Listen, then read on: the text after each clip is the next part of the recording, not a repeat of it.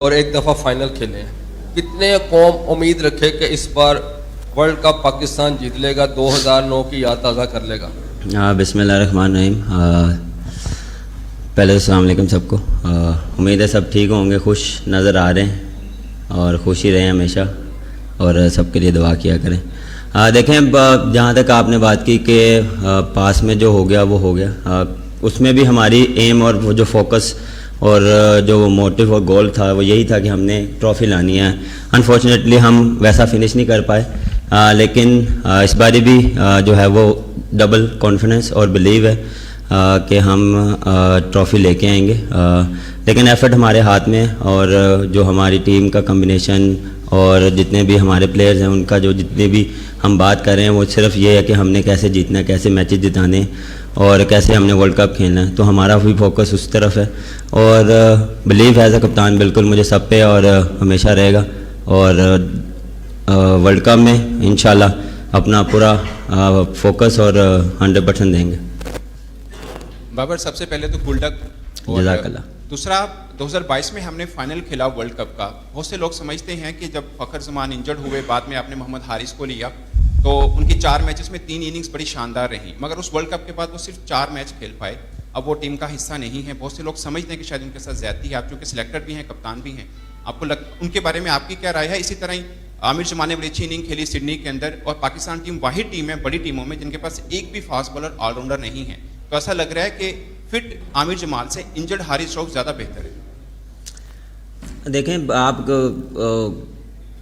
Test match की performance से आप रिलेट करें उसको कि वो T20 में वैसा खेले, क्योंकि देखें उस नंबर पे आपको बहुत प्योर आपको ऑलराउंडर चाहिए और उसके लिए आपको पूरा जो एक जो बैट्समैन है, क्योंकि वो फिनिशर के तौर पे आपको जाना जाता है उस तरह, अगर उस नंबर पे खेला बिल्कुल जिस तरह उसने इनिंग खेली, फाइन जो है वो ऑलराउंडर है। टाइम लगेगा थोड़ा सा उसको और खेलेगा तो और जो है वो और पॉलिश होगा। तो उसमें हमने इस पर बिल्कुल डिस्कशन की थी, काफ़ी देर हमने इस पर बात की, डिबेट की, लेकिन हमने जो बेस्ट जो टीम के लिए था वो हमने उस पर डिसाइड किया। और जहाँ तक रही आपने बात की हारिस रऊफ की, और देखें हारिस रऊफ का जो मोहम्मद हारिस नहीं, वो आपने रिलेट किया ना, जी रिलेट किया आपने मोहम्मद हारिस रऊफ के साथ उसकी फ़िटनेस पे। देखें, जहाँ तक उसकी बात रही है तो फ़िटनेस उसकी माशाल्लाह बहुत इम्प्रूव है। मैं एक्सपेक्ट नहीं कर रहा था ऑनेस्टली कि वो इतना जल्दी रिकवर करेगा, बॉलिंग करेगा, और वो बहुत कीन है। जो अच्छी चीज़ है जो उसको एज अ प्लेयर और एज अ प्रोफेशनल आप ये चीज़ आप में होनी चाहिए कि यार मुझे जो भी है मुझे कम बैक करना है, मुझे टूर्नामेंट करीब आ रहा है, मैचेस करीब आ रहे हैं, तो उसके जब भी बात होती है वो हमेशा पॉजिटिव और कीन बात करता है। तो ये चीज़ें मुझे चाहिए एज अ प्लेयर और एज अ स्पोर्ट्समैन। जब भी आपका प्लेयर कोई पॉजिटिव बात करता है, आई नो कि उस पर प्रेशर है बैक आने पे, और उस पर जो क्योंकि बातें बहुत हो रही हैं, इंजर्ड है, पता नहीं कैसा रिस्पॉन्स करेगा। लेकिन रिस्पॉन्स तो मेरे हिसाब से बहुत अच्छा करेगा, क्योंकि जब आप रेस्ट के बाद आते हैं, जब आप प्रॉपर अपने आप को रेस्ट देते हैं मेंटली फिज़िकली, तो आप आके एक डिफरेंट इम्पैक्ट डाल सकते हैं। तो वो मुझे जो है वो जो हमने जो डिस्कशन की थी वो यही थी। और रहा हारिस विकेट कीपर, देखें उस दौरान जब थे वर्ल्ड कप के बाद जो अपॉर्चुनिटी बिल्कुल उसको वैसी नहीं मिली, लेकिन नंबर जो था उसका वो जो टॉप ऑर्डर का था। अब टॉप ऑर्डर में जो है वो आप देख लें, मैं हूँ, रिजवान है, सैम है, फ़खर है, तो बिल्कुल उसको अपॉर्चुनिटी मिली, लेकिन अपॉर्चुनिटी उसको PSL में मिली थी। PSL में उसको अपॉर्चुनिटी मिली जिस तरह उसको एग्जीक्यूट करना चाहिए था, अनफॉर्चुनेटली उससे नहीं हुआ। ये नहीं कि वो बुरा प्लेयर है, टाइम आता है ऐसा, हर बंदे पे आता है, हमारे पे भी आता है, लेकिन फिर हमने उस पर डिस्कशन की कि क्या हम उसको कहाँ खिलाएंगे, क्योंकि अगर वो खेलेगा भी या उसको टीम में भी रखते तो वो लोअर मिडल ऑर्डर पे खेलता। तो ये डिस्कशन, क्योंकि हम बहुत जल्दी उस पर ना कंपैरिजन और वो करते हैं कि यार इसको ये नहीं हुआ तो क्यों नहीं हुआ, तो आप ज़रा थोड़ा सा ये भी देखें कि वो किस नंबर पे खेलता है। तो वो थोड़ी चीज़ें हम डिस्कशन करते हैं कि यार उस नंबर पे या किस नंबर पे हमें ज़रूरत है, हमें पाकिस्तान की टीम को ज़रूरत है, तो वो डिस्कशन होती है, जो बेस्ट पॉसिबल होता है वो हम उसके साथ जाते हैं। बाबर, कल मोहसिन नकवी साहब ने मुलाकात की आप लोगों के साथ, तो किस हद तक मोटिवेशन मिलेगी? उन्होंने वर्ल्ड कप के लिए $1 लाख पर प्लेयर भी अनाउंस किया। एक तो ये बता दीजिए कि दूसरे नंबर पे आप जो मौजूदा टीम है उसमें आप किस प्लेयर को की प्लेयर समझते हैं कि वो बिल्कुल कलीदी किरदार अदा करेगा?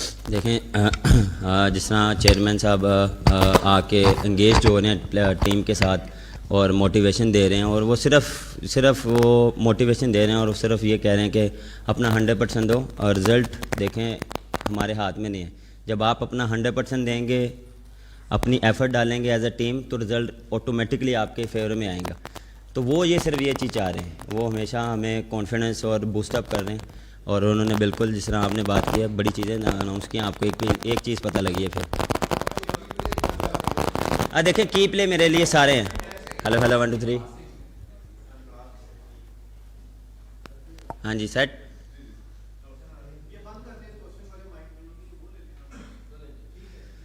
देखिए की प्लेयर्स जितने भी हैं उस 15 के 15 की प्लेयर्स हैं। ऑन द डे डिपेंड करता है कि कौन सा प्लेयर जो आपको वो है डिफरेंस डाल सकता है।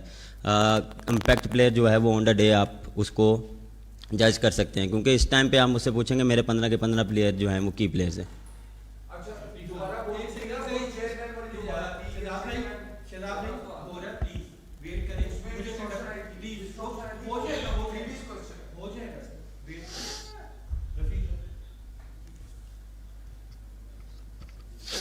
बाबर साहब क्या हाल है आपके? अल्लाह का शुक्र, आप बताएं। अच्छा, बात यह है कि इस वक्त तो मौका नहीं है कि आपसे तनकीदी बात की जाए, लेकिन कुछ जो तनकीदी लोग हैं उनके जहनों में सवाल आते हैं। मसलन गैरी क्रिस्टन साहब कोच हैं, आपके हेड कोच हैं, तो अभी आपने बात की है कि हम ऐसे करेंगे वैसे करेंगे। गैरी क्रिस्टन की जो मैंने हिस्ट्री पढ़ी है, वो जब 2008 में इंडिया में कोच आए थे तो उस वक्त धोनी का प्रॉब्लम आ रहा था, बैटिंग का, कोहली का आ रहा था, यशवंत का आ रहा था, तो उसने आगे पीछे बैटिंग लाइन की थी। अगर कहीं वो आपसे गैर मकबूल बातें आपसे करते हैं, मनवाना चाहते हैं या कहते हैं कि भाई आप ऐसे कर लें, आप ओपनिंग पे चले जाएं, आप नीचे आ जाएं, साइम को रिजवान के साथ खिला लें, तो क्या आप इस बात को समझते हैं कि आप ऑन कर लेंगे इसको? और दूसरा ही बता दीजिएगा, ये मत कीजिएगा प्लीज़। देखें, ये मेरा मानना ये है कि ये पर्सनल गेम नहीं हो रही। जो टीम के लिए बेस्ट होगा उस पर हम बैठ के बात करेंगे और उस पर हम लब्बैक करेंगे। ये नहीं है कि ये मेरा या उसका या सैम का, रिजवान का, सदाब का, ये चीज़ नहीं है। जो टीम के लिए बेस्ट होगा, जो टीम के लिए बेस्ट बैटिंग लाइनअप होगी, जो टीम के लिए बेस्ट बॉलिंग लाइनअप होगी, उसके साथ जाएंगे। क्योंकि ये जब आपने ये चीज़ें ऐसे वर्ल्ड कप जीतनी होती हैं तो ये यहाँ पे इंडिविजुअल जो है वो चीज़ें आपको एक साइड पे रखनी पड़ती हैं। और जब भी आपको ऐसी चीज़ें आती हैं तो आपको टीम गोल फर्स्ट रखना पड़ता है। और टीम की जो रिक्वायरमेंट, कोच की रिक्वायरमेंट, हमारी गैरी से इंडिविजुअल बात भी हो रही है, हमारी एज अ टीम भी बात हुई है। काफ़ी वो कीन है और एक्सपीरियंस बहुत है उसका। जिस तरह आपने बात की, आपने इस आपके सवाल में से मैं निकाल रहा हूँ कि उसका एक्सपीरियंस बहुत है। तो वो इतना जो मेरी उससे डिस्कशन हुई है उतना उसको पता है कि हम क्या, हमारी क्या लाइनअप है और हम किस तरह खेल रहे हैं। अगर कह रहे हैं तो जो टीम के लिए बेस्ट होगा वो पॉसिबल होगा इंशाल्लाह। और सबसे पहले गुड लक वर्ल्ड कप के लिए और 7 मैचेस के लिए। उससे पहले हमने देखा है कि ऑस्ट्रेलिया में भी और मुतअद्दिद जो वर्ल्ड कप हुए, मैचेस हुए, भारत के खिलाफ जो मैच होता है उसका सुपर चार्ज वोल्टेज होता है पाकिस्तान के। वैसे तो हर मैच इंपॉर्टेंट होता है, लेकिन इस मरतबा चूँकि हमने देखा है बड़े क्लोज मैचेस, अकेला एक प्लेयर अपने हाथ से निकाल के, पाकिस्तान के जो हाथ से निकाल के अपने भारत के में ले जाते हैं, विराट कोहली, उसको पकड़ने के लिए इस मरतबा क्या प्लान है? क्योंकि जब वो पकड़ा जाता है, जब वो आउट होता है, तो उसके बाद 75% पाकिस्तान के हक में या दूसरी टीम के हक में मैच चला जाता है। इस मरतबा खास तौर पर उनके क्या हिकमत अमली अपनाएंगे? देखें, जब भी आप खेलते हैं ओपोनेंट के साथ, आप कोई ना कोई प्लान लेके चलते हैं और हमेशा यही होता है कि हर टीम के अगेंस्ट, ये नहीं कि सिर्फ एक टीम के एक बंदे के अगेंस्ट आप प्लान करते हैं। आप हमेशा हर टीम के जो 11 साइड होती है, आप उनके साथ बैठ के आप प्लानिंग करते हैं। बॉलिंग हो या बैटिंग हो, आपने हर चीज़ की प्लानिंग करनी होती है। अब न्यूयॉर्क में हो रहा है, उसकी वहाँ पे आपको डिफरेंट जो है वो कंडीशंस मिलेगी। वहाँ पे क्या जो है वो हमने उस चीज़ का मंगाया कि वहाँ पे क्या बिहेव करेगा पिच, उस हिसाब से प्लानिंग करेंगे। बिल्कुल देखें one of the best player है और कोशिश करेंगे कि अपनी बेस्ट पॉसिबल जो प्लानिंग हो उसके अगेंस्ट करें। जी बाबर, माशाल्लाह तमाम खिलाड़ी अब जो हैं वो फिट होते जा रहे हैं और वापस आ रहे हैं, आ गए हैं, बल्कि स्क्वाड अनाउंस हो गया।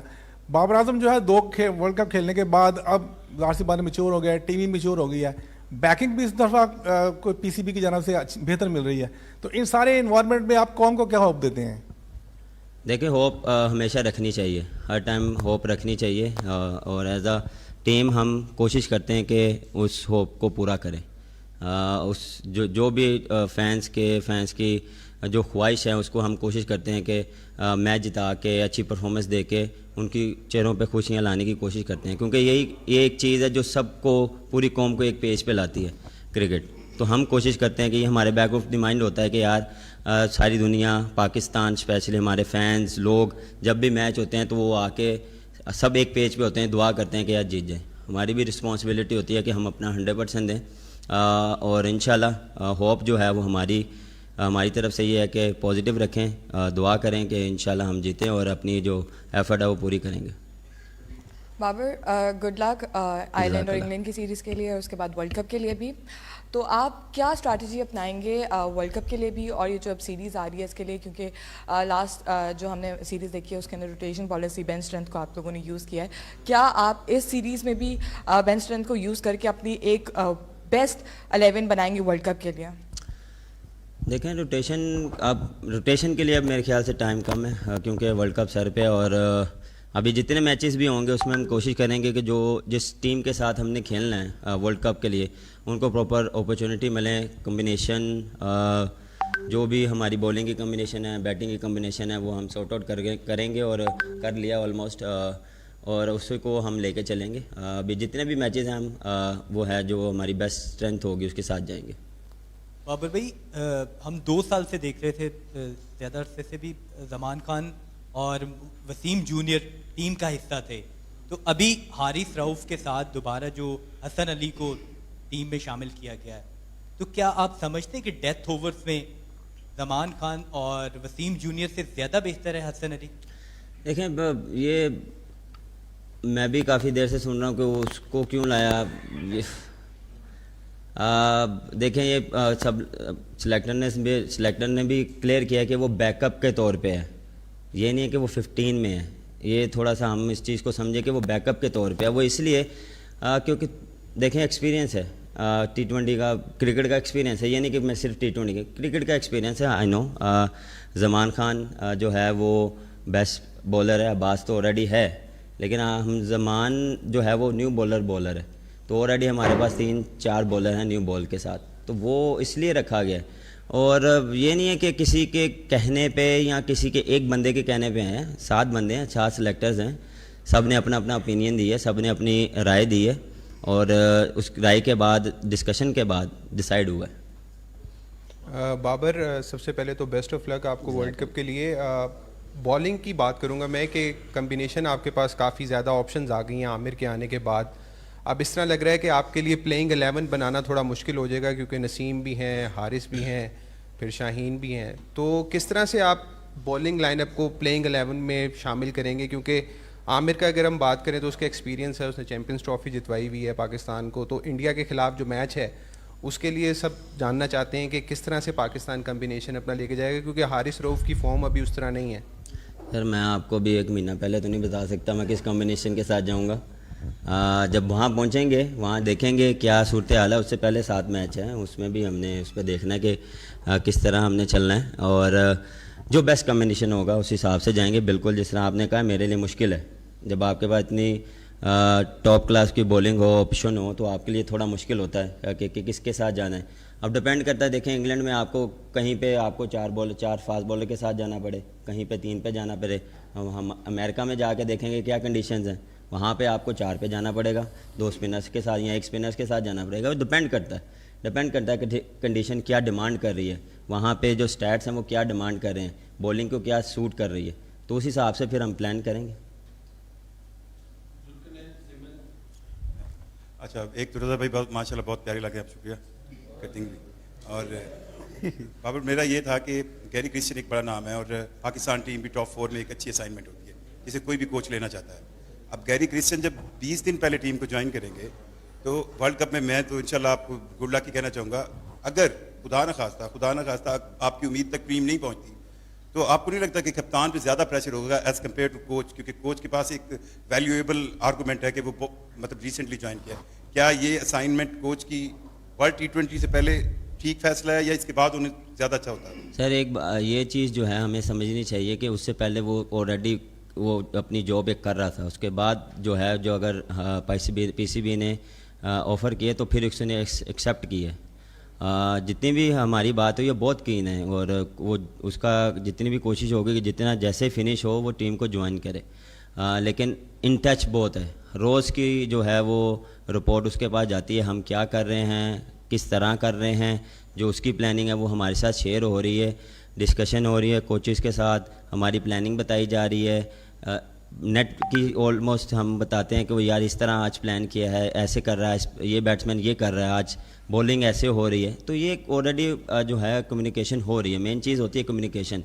हाँ, इन पर्सन बिल्कुल जितना जल्दी वो टीम को ज्वाइन करेगा उतना हमारे लिए अच्छा है और टीम के लिए अच्छा है, लेकिन उसका एक्सपीरियंस बहुत है। ही नोज़ कि कितनी जल्दी टीम के साथ जेल होना है और ऑलमोस्ट देखें प्लेयर्स भी जितने प्रोफेशनल हैं उनको पता है कि कितना जल्दी हम इनके साथ होंगे, क्योंकि पिछले 2 साल से जितने हमने एडजस्ट किया है ये आप सबको पता है कि जितनी चेंजेस आई हैं तो हमें पता है कि कितना जल्दी एडजस्टमेंट होना। और ये क्रिकेट में भी है, देखें अब जितनी फास्ट क्रिकेट हो गई है, देखें आप टेस्ट मैच खेलते हैं 2 दिन 3 दिन बाद आपको वनडे खेलना पड़ता है, T20 खेलना पड़ता है, तो आप एडजस्टमेंट करते हैं ना। तो ये लाइफ में भी ऐसा है, आप किसी के साथ एडजस्टमेंट करते हैं, आप अपने साथ वालों के साथ एडजस्टमेंट करते हैं, अच्छा भी नहीं लग रहा लेकिन एडजस्टमेंट करते हैं। बाबर और दूसरा सॉरी आपके वो जो दूसरा सवाल था, प्रेशर देखें, प्रेशर ऑलवेज रहता है।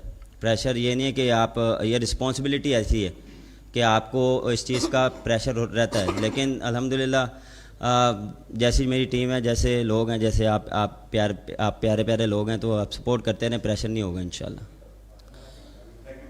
बाबर, जैसे आपने बोला कि एडजस्ट करना पड़ता है, अब परफेक्ट चीज़ें हैं, आप कप्तानी वापस मिल गई, आपके पास कम्बिनेशन बहुत अच्छा है, लेकिन हम पाकिस्तानियों का, फैंस का अब ये माइंड बनता जा रहा है कि जी 200 रन्स बनाना ही मैच जीतने की मर्ज़ की दवा है। आपको लगता है कि ये बात दुरुस्त है? आप लोग सुनते हैं ये सारी बातें? देखें, जितनी फास्ट क्रिकेट होगी आप बिल्कुल सुनते हैं, हम हर बंदे से सुनते हैं, आप सबके से चैनलों से सुनते हैं, सब लगे होते हैं इस तरह खेलना चाहिए और इस तरह। देखें, मेरा मानना ये कि डिपेंड करता है। देखें, चीज़ों को आपको एज अ क्रिकेटर आपको चीज़ों को देखना पड़ता है, कंडीशन क्या डिमांड करती है। हर ग्राउंड का एक डिफरेंट पैटर्नर है, जो डिफरेंट खेलने का पिच का बिहेवियर डिफरेंट है। अब मैं यहाँ पे बात करूँ, पिंडी में PSL में 200 हो रहे, 200 प्लस हो रहे थे, लेकिन इस बार जब हम सीरीज़ खेल रहे हैं वो डिफरेंट बिहेव कर रहा था। तो ये आप जैसे चलते रहते हैं, आप सीरीज़ खेलते हैं, आप डिफरेंट बिहेव करती हैं चीज़ें डिफरेंट। जब आप लाहौर में आए हैं तो आप 200 कर रहे थे, लेकिन उसमें क्या है कि कभी कभार आपको ऐसा लगता है कि यार नहीं, यहाँ 200 वाला नहीं है, 180 है, 190 है, फिर आप उसको अचीव करते हो। लेकिन आपको पता लग जाता है कि ये पिच कितने रन्स का है या कितना इस पर आप डिफेंड कर सकते हैं। ये आपको स्टैट भी बताते हैं, बिल्कुल हम स्टैट पे भी देखते हैं, लेकिन ऑन द डे आपको कंडीशंस पे डिपेंड करता है कि कैसे होता है। फॉर्म भी होती है कि किसकी क्या है। अगर आपका टॉप ऑर्डर में 2 प्लेयर आपके फॉर्म में हैं या ऑन द डे आपको लग रहा है कि यार ये डिफरेंस डाल सकता है, तो आप 200 के बजाय 250 भी करते हैं, डिपेंड करता है। अच्छा बाबर, मेरा सवाल यह है कि मोहम्मद अली ने PSL में सबसे ज़्यादा विकेटें ली, लेकिन दौरा आयरलैंड और इंग्लैंड में उनको शामिल नहीं किया गया। आप समझते नहीं है ये उनके साथ नाइंसाफ़ी है? और एक इंजर्ड हारिस रऊफ बेहतरीन ऑप्शन था मोहम्मद अली की निस्बत।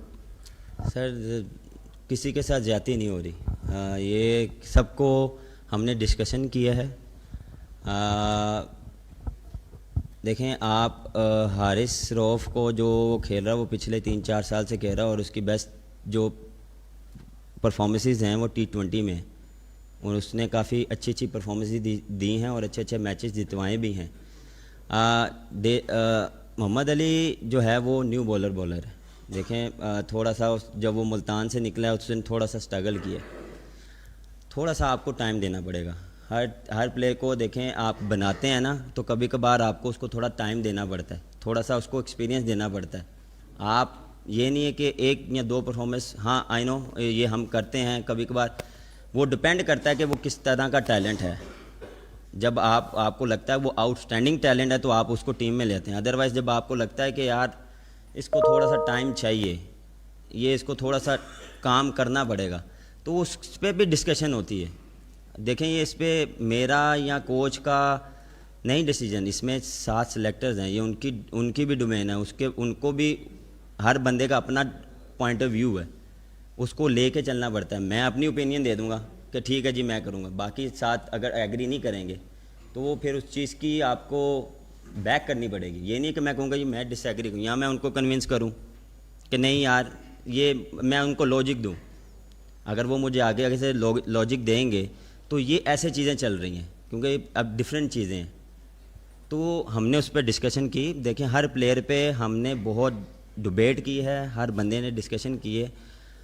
फिर मैं वही कह रहा हूँ किसी के साथ ज़्यादती नहीं हो रही, सब हमारे प्लान्स में हैं, तो हम उनका नाम एक दूसरे के साथ शेयर कर रहे हैं, टीम में ले रहे हैं, आप भी ले रहे हैं, क्योंकि आपको लग रहा है कि वो उसके साथ ज़्यादती हो रही है, लेकिन वो हमारे बैक ऑफ द माइंड और उसको उन पर डिस्कशन होती है। बाबर भाई, मॉडर्न डे क्रिकेट के हवाले से मेरा सवाल है, इसमें पावर प्ले की बहुत ज़्यादा अहमियत कंसिडर की जाती है, लेकिन हालिया दिनों में हमने देखा कि न्यूजीलैंड सीरीज़ में भी और वैसे भी सर्वे के मुताबिक जो हमारी नेशनल टीम है वो पहले पावर प्ले में जो 6 में उसमें जो एवरेज स्कोर होता है उससे बिलो है। तो तरबियती कैंप में इसके ऊपर भी कोई फोकस और काम, और इसके ऊपर कोई हुआ है काम? सर जितना मुझे पता है कि हम मोस्टली जो है वो पावर प्ले 50+ होता है।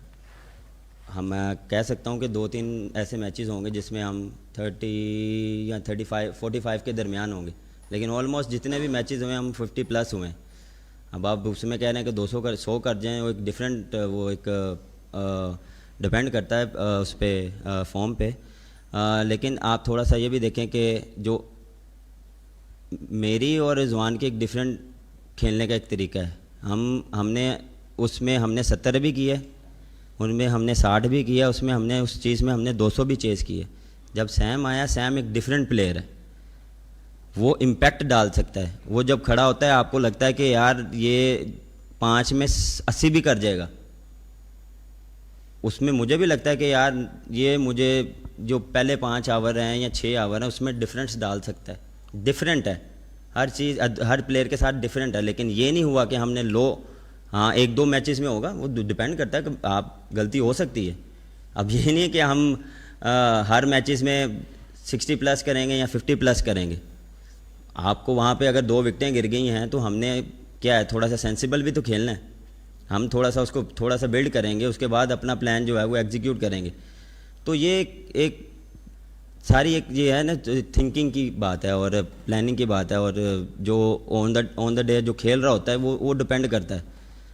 हमारा भी होता है कि हम मॉडर्न डे क्रिकेट में कर रहे हैं और हम उस पर काम भी कर रहे हैं और हमने करके भी दिखाया है। ये नहीं कि नहीं किया, हमने किया है, लेकिन आपको मेरे ख्याल से नहीं नज़र आया कि हमने कम किया।